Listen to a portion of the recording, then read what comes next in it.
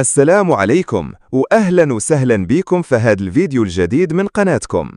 اليوم جيناكم بخبر زوين بزاف وغادي يفرح عشاق الكرة في الرباط خصوصا.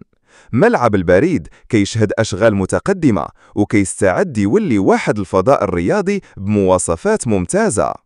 حاليا الأشغال قطعوا أشواط كبيرة.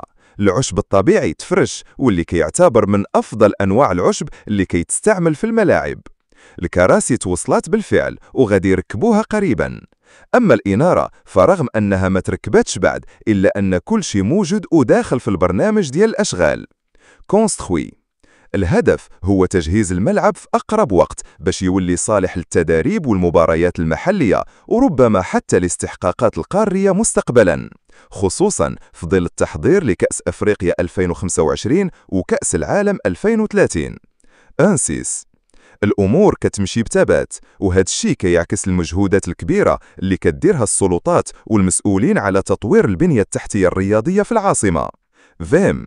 إلى عجبك الفيديو ما تنساش دير تاج وتبارتاجيه مع أصحابك، وما تنساش تشترك في القناة وتفعل الجرس باش يوفلك الجديد أول بأول، وخلي لنا رأيك في التعاليق. شنو رأيك في هاد التهيئة؟ واش كتشوف ملعب البريد غادي يولي من الملاعب المتميزة في المغرب؟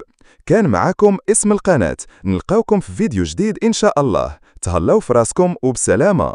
وأهلا وسهلا بكم في هذا الفيديو الجديد من قناتكم.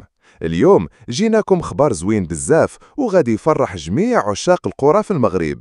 ملعب مولاي عبد الله في الرباط كيشهد آخر لمسات، وهذا الشيء كيبشر بالخير قبل كاس إفريقيا وكاس العالم.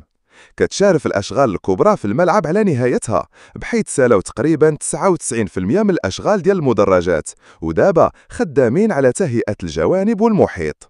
ومن المنتظر تبدأ عملية تسقيف الملعب خلال الأيام القليلة الجاية، واللي ما غتاخدش أكثر من شهر، حيث الهياكل الحديدية والحاملات ديال السقف كلها واجدة ومجهزة.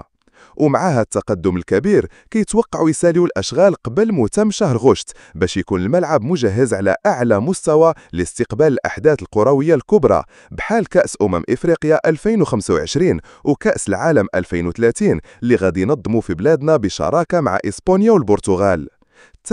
الأمور كتمشي بسرعة وباحترافية، وهذا الشيء كيعطي صورة زوينة على البنية التحتية الرياضية في المغرب. 28. إلى عجبك الفيديو ما تنساش دير لايك وتبارتاجيه مع أصحابك، وما تنساش تشترك في القناة وتفعل الجرس باش يوصلك الجديد أول بأول. خلي لنا رأيك في التعاليق، شنو أكثر حاجة متحمس ليها في الملعب الجديد؟ كان معاكم اسم القناة، نلقاوكم في فيديو جديد إن شاء الله. تهلاو في راسكم وبسلامة.